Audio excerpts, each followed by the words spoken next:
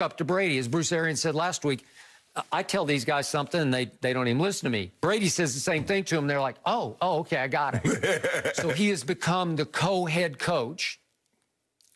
And to your point, the defense has been hit and miss all year. I wasn't sure I could trust it. It's gotten torched too many times. But right on schedule in the biggest game against the biggest challenge, Drew Brees that had owned that defense twice this year, they rose and shone. They played easily their best defensive game of the year. This side of one we're going to talk about in a few minutes on this show against Aaron Rodgers at home back in October.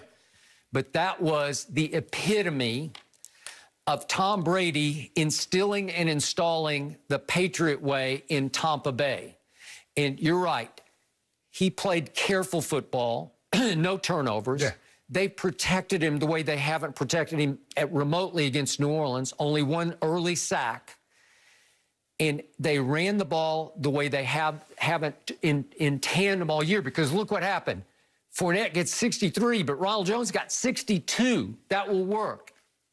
It's like, it's not thunder and lightning, it's thunder and thunder. Because what happened in the game too, Skip, he had 5 carries, they had 5 rush attempts, which the fewest in NFL history, I guess, since the merger. So when you look at it, now we're running the ball, you just can't pin your ears back, because I might hand this ball out to Fournette, I might hand it out to Rojo. So you got to sit in there, and just that sitting there, just that 10th of a second, because, Skip, that's why you see so many guys jump offside. They're trying to time that cadence. And give the Bucs credit, give Byron Leftwich, he called an unbelievable game. Because, and Tom, Skip, like I said, young quarterbacks don't understand. This is what Tom understands, and I think this happens because Coach Belichick instilled in him, son, if we don't turn it over, we're good enough defensively to win this ball game. And he never forgot that. So a lot of young guys, instead of not, Skip, they try to win the game. Tom said, I'm perfectly fine throwing for under 200 yards and not turning this ball over. I'm going to make you beat me. I'm not going to help you beat me. Okay, so I'm going to give you that New Orleans lost Deontay Harris early after his big punt return. That hurt. They were without Taysom Hill. That hurt some. Michael Thomas, though, did play the whole game. Would you believe they shut him out? He didn't look good, Skip. He had 4 targets, no catches. Are you kidding me? But to balance off the level of the playing field, I told you I thought Antonio Brown was going to be the X factor, the secret ingredient in this game. Antonio Brown went out mid-second quarter and did not return. I don't know what he has. There's speculation, some kind of a knee something, but he didn't go. So can we see 2 plays that happened in what became the go-ahead field goal drive? It's 20-20 early in the 4th quarter. And Tom Brady is facing 3rd and 11 at his 20-yard line. This might have been the play. He goes back shoulder to Tyler Johnson, who makes the catch of the day. And he loves Tyler Johnson, who is a rookie out of Minnesota, who went in the 5th round because he can't run. He wouldn't even run a 40. He didn't go to the combine, didn't have a pro day 40. And yet I watched him a bunch at Minnesota, and all he did was not catch touchdowns, just catch football. He just got open. He just got open and made circus catches just like that one. And I'm sure Tom Brady was not surprised and trusted. I can throw it out there where this will have no risk of pick 6. I'll throw it to a place the DB has no shot at, but he will have a shot. And then what's he do? Who stepped in for Antonio Brown, the guy I raved about the whole offseason? Little Scotty Miller, and Tom goes right up the seam and drops it right inside. And he called it old Jackrabbit, but what you got to do to get old Jackrabbit to get open? You got to double move him. If you don't double move him, he goes. And he double moved him, and he dropped it right inside Marcus Williams, the safety. He had to just sort of drop it down the chimney, and it was a huge play because it set up the go-ahead field goal.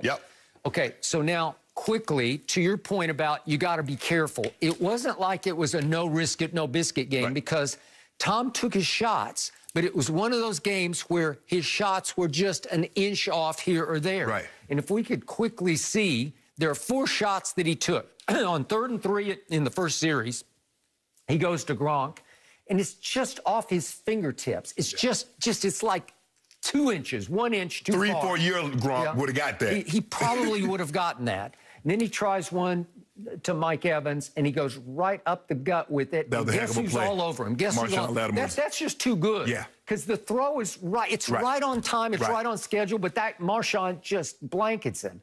And then there it is to Chris Godwin. That was a great throw. And I thought Chris Godwin would have caught that. He's had a little bit of problem hanging on to the ball, and he almost came away with it. Almost. And then one more to Gronk is just off his fingertips. And to your point, the Gronk of 10 years ago would have caught that. It's right where it has to be. Right. He's pretty well covered. Okay? My guy's catching it or it's incomplete. Okay. There's no risk of interception on those. So he tried the deeper throws, but he only hit the one to Scotty Miller for 29, and that was his longest completion of the day. Right. But the key number is 0 because he had 0 turnovers. And the other key number is 1, which is 1 sack. Yes. That offensive line, starting with Tristan Wirfs over there at right tackle, another rookie. Just has come of age. Where I got a question: Did Cam Jordan play yesterday? Did an unbelievable job on him. Did he play? He did play, but he was very quiet all day long. Yes. All of them, Onyata, all of them were quiet all day long. And if you give Tom just a little bit of time, he will find some ways to beat you. So in the end, would you believe that Tom Brady now has a shot at going to his 10th Super Bowl? That's just silliness. That's impossibly great. You got to watch the GOAT. I'm talking about the GOAT leader as well as the GOAT performer on full display yesterday, because he has molded a team in Tampa Bay good enough now to advance all the way on the road to the NFC Championship game at Lambeau Field against your man Aaron Rodgers. I'm not so. I mean, we saw this coming with Drew Skip. He didn't look the same this year, and then coming back off that injury, he never looked the same. I'm not so sure that Jameis Winston wouldn't have gave him a better chance because he could have pushed the ball down. Skip, I'm looking at these throws. Everything was contested.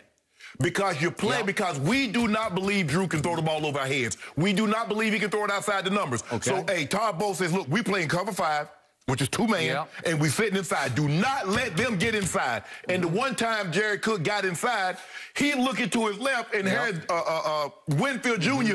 punches the ball out from the right, from the backside, the guy that he just beat. I have told you all year long, Tom Brady at 43 is playing at a much higher level than Drew Brees was all year at 41. Oh, no question. He just turned 42. No question. Skip, that wasn't even close. It was a happy, sad conclusion for me to the game. I was happy for Brady, but I was very sad for Drew Brees. And there's some great footage last night after the game. They were on the field together. Drew's kids are all around, and Tom is throwing little passes to some of Drew's kids, his sons. But Drew tried to throw one to one of his kids and threw it left-handed. So it made me wonder, is his arm ailing that badly? Maybe it is. Maybe the ribs are skipping, because we don't want to see our great players go out like that. We don't. I don't, Skip. I don't care what it is. I don't care who that Skip was running and they were limping. To see Drew, who's been great, and that's the last time. He's not coming back. I mean, all that he say he's going to take some time, the decision has already been made because you were very close to retirement last year. It's over. You couldn't, even if you wanted to, not for $100 million, could Drew Brees come back and give them anything, Skip. We saw it last night. Skip is like a boxer, a shot fighter. We knew. I agree. Even Skip, when Ali fought, with Trevor Burbick. Oh, God. I was there. I was at ringside. When he fighting Larry Holmes. Skip, we knew it was over. No, it was over. Drew, we know it's over, bro. Hey, Brett Favre's last year in Minnesota. Oh, it was bad. He was just, oof. And that's the thing. But Skip, the thing is that, remember, he finished second in the MVP voting to Tom Brady. 33-7, one of his best seasons ever. Got to the NFC Championship game at New Orleans. At New Orleans, and then you come back and Skip, and sometimes when they say stepped off a cliff, that's what he did. Tom Brady hadn't stepped off a cliff. Tom Brady looked, like I said, Tom Brady looked great because he understood the moment. It's like that Super Bowl against the Rams, Skip. It wasn't about big numbers. No. It was about avoiding the turnover. One guy really Tom turned the ball over early, but Jared Goff turned it over late when it mattered the most. So give Tom credit. They're moving on. They deservedly so. They played an outstanding ball game. But it's going to be a different animal now. It will. Because not only because Aaron Rodgers can challenge you horizontal and vertically. No doubt. He can make every throw. You can't say, well, he can't throw this ball outside the numbers. Or he can't throw this ball here. Yes, he can. And they got a difference. Now, Devontae, that's a different animal. Michael Thomas, Skip, Michael Thomas has been nicked up. I mean, he played well, and then he got hurt, and then he came back, and he got into it with Sean Payton or somebody, and he was never the same all year. I got it. But the last time that Aaron Rodgers tried to throw a couple balls to Devontae Adams was at Tampa Bay against that Bucs defense, and they went the other way. Okay, your day. One went to the house, one went to the 2-yard line. Devontae, that was it. He just getting back. That was his first game back. Skip it a while now. Okay, now. Here we go. But he looking good.